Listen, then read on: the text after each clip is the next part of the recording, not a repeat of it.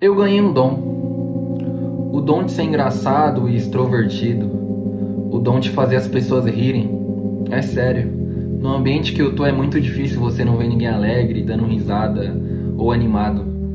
Onde eu tô eu consigo animar e descontrair o ambiente. É bem legal ser assim. Eu gosto. As pessoas me querem por perto e todo mundo me chama pros lugares. É realmente bem legal. Só que ninguém me avisou que com esse dom eu ia ser condenado.